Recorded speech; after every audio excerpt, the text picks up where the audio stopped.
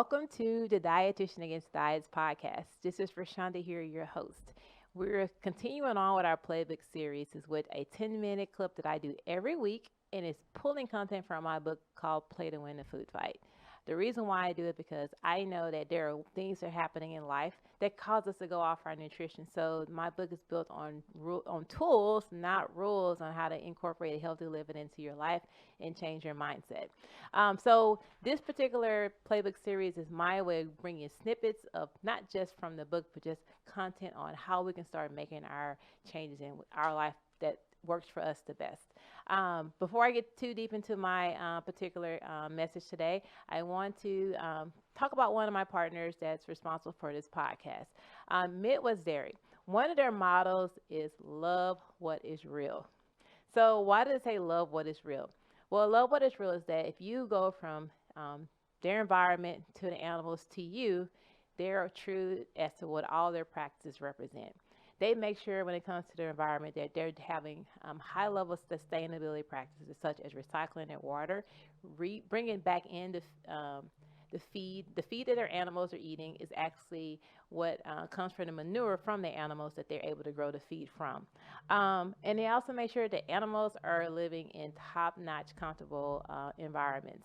They make sure that the space is clean. They make sure that they're fed on a regular basis so the cows are not in any need. And last but not least, all these new innovations that they have brought in has to make sure that the consumers, you yourself, are getting top-notch food with high nutrition. So go to their website at dairygood.org, and you can read more about some of the things that I'm talking about and what they have done over the last 10 years. Also go to their Instagram account at Midwest Dairy, and you get some of their stories and some of their recipes as well.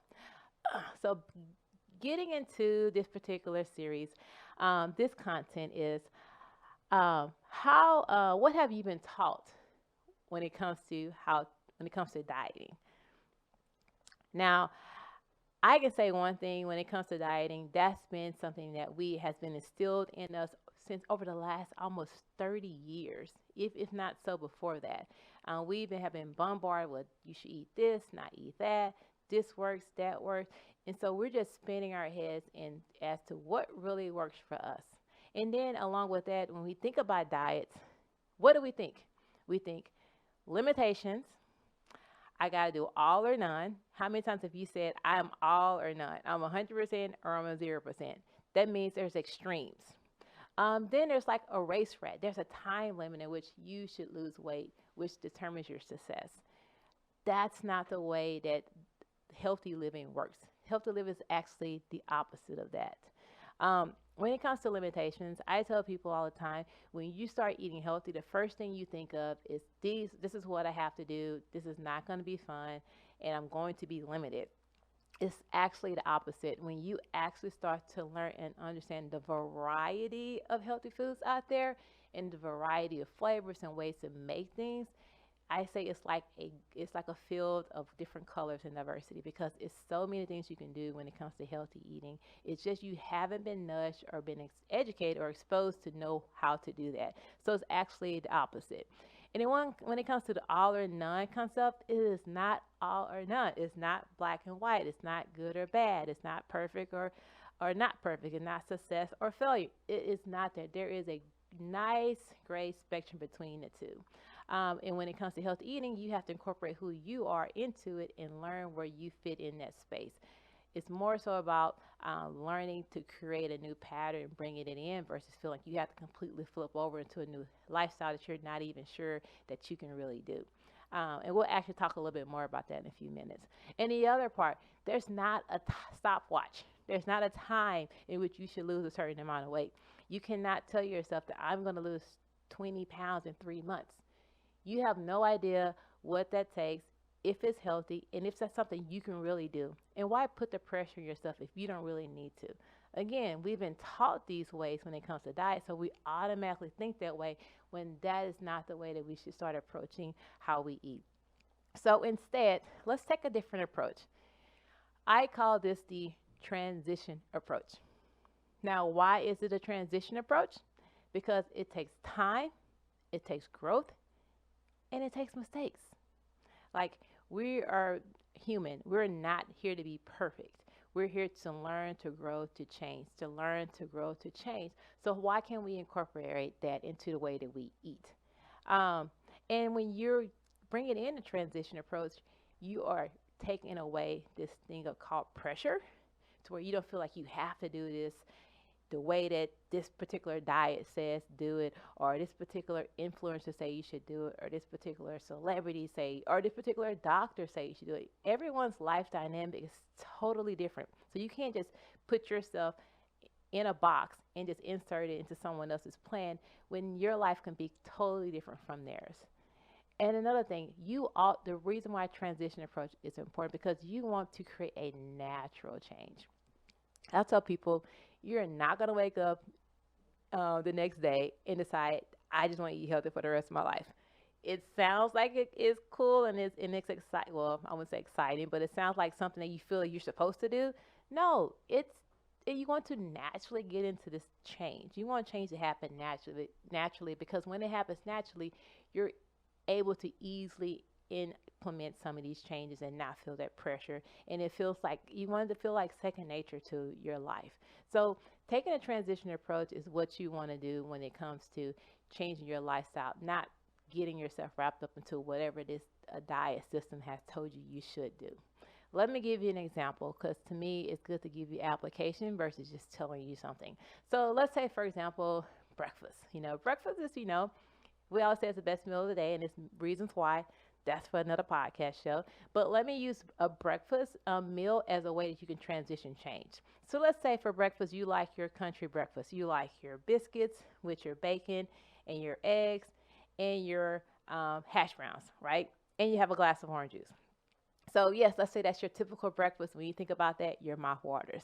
And then if I were to say, hey, let's start eating healthier, you automatically think all of that's off the plate. Not so much. How can you make changes on your plate slowly and transition out?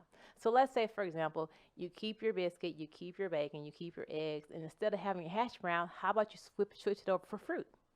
Switch it over for fruit and add a glass of water to your breakfast. So what you've just done, you swapped out one thing, you kept the things that you really enjoy, and you added something to your plate as far as the water. You didn't take something away. And then the next transition would be perhaps, deciding, okay, well, you know what? That biscuit makes me feel a little stuffy. Let me perhaps have half of it. Let me put in some vegetables in my eggs. We'll keep the bacon on there. We'll keep it there. And maybe cut your orange juice in half. So what have you just done?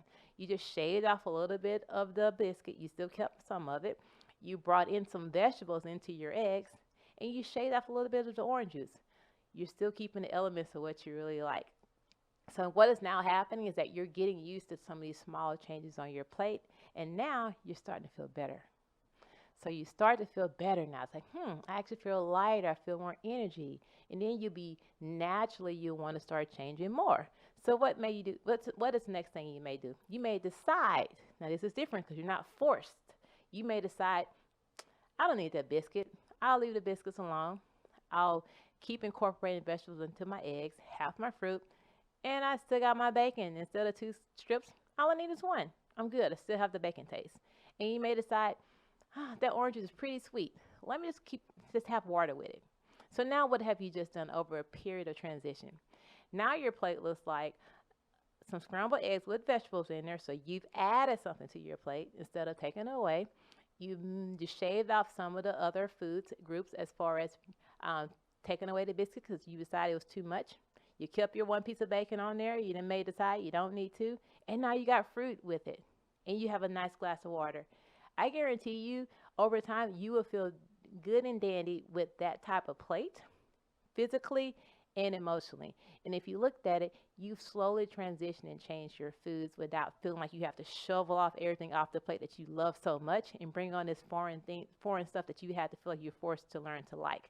So if you can incorporate that type of tactic in some of your snacks, let's say you love your chips in the afternoon time. You love the crunchy salty. If you like crunchy salty, perhaps get some pretzels. Perhaps switch it for fruit. All you're doing is switching the small things, and you're not shaking up your world. And then over time, you're going to want to choose that. You're going to want to have those things. You're going to get used to it. And what happens as a byproduct is you don't feel the pressure. There's no race. There's no race to lose the weight because the weight will just actually fall off on its own and you won't feel limited. You're totally not feeling limited. You're actually bringing in new varieties and you're forcing yourself to be creative and bringing in foods that are good for you. So try thinking about the transition approach as you're making your journey on your nutrition. So as I'm getting ready to close, I have my play to win tips because like I said, if we're going to do this, we're going to play to win. So my play to win tips are don't try to fit into a plan or a system. Remember, you are a part of the equation. So if that means if you know how you are, you know your weaknesses, you know your strength, you find a way of eating that fits into you and your lifestyle versus you trying to shovel yourself into something else. The transition approach to me is one of the best options. Number two, look for the place where you can start laying down and building consistency in your foods and go from there. As I just said, just swapping your hash browns for fruit and bringing in water and maybe throwing some vegetables into your eggs. Just keep doing that. And what that is, that's building consistency, building it to where it's something small, you build consistency, and then you start building off of that. Like I say, take away the biscuits when you get ready to drop one of the bacons. You're building consistency now. And the third is look into, let's see what I wrote down. Look into the long-term life, not just a time frame. Again, it's not a stop and start time frame from when you're eating healthy. When you start eating healthy, you're doing this to incorporate it into your life for the long run. So again, you want to start changing your mindset, start not going with the old traditional ways we've been kind of taught to eat. You have to learn what works for you and build it into your life and find success in that. Again, this is the Dietitian Against Diets. I hope that right there, if not anything, clarified what my mission is and what I want for you in your life. And I'm hoping you're able to take some of that with you and be able to make changes that fits you and your mission and your goals on your journey. So thank you guys for listening. As I'm getting ready to wrap up, I want to give a quick shout out to Banner Roads Granola. It's a company here in St. Louis. Their mission is to bring you certified, clean, organic products within their granola and their oats. They're really big about not just giving you the traditional granolas. They really incorporate some unique flavors in their foods. They bring turmeric in there. They bring ginger. They bring molasses. It's just a combination of some ingredients that I haven't even been familiar with, and they put them together, and somehow it works. It's pretty tasty. So if you want to know more about what I mean as far as the variety and the creativity that comes with their granola, go to their website at www.bannerroad.com and you can see all the different varieties that I was just speaking about. You can also follow them on Instagram at Banner Rose, and you can just see the pictures, and sometimes pictures says enough. So thank you all for listening to this particular podcast. I hope you took some things with you and live your life to success. Thank you again. This is Rashonda Thornton, the Dietitian Against Diets. Have a great week.